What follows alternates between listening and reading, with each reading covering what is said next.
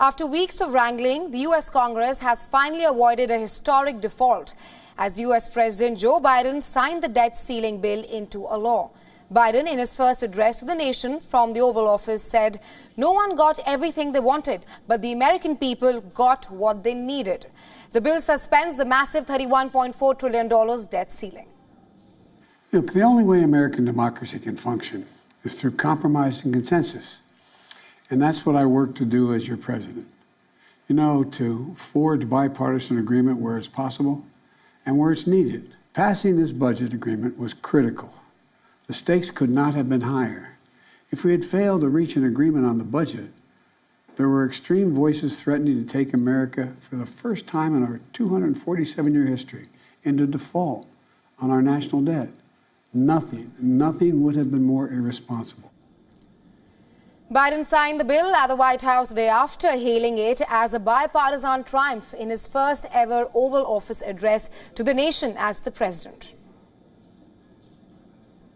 The U.S. Senators voted to suspend the federal debt limit on Thursday with a comfortable majority of 63 votes to 36 a day after it had sailed through the House of Representatives.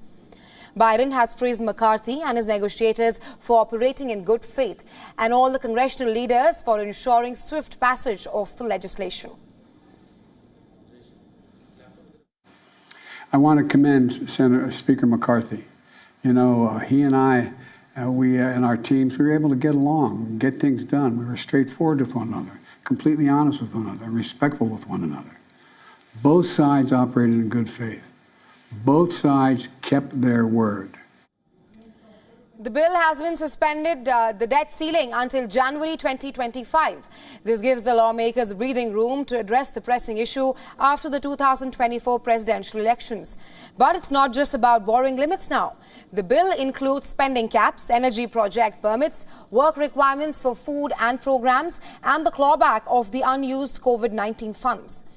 This came as a sigh of relief for the world, as the U.S. default could have had global impact.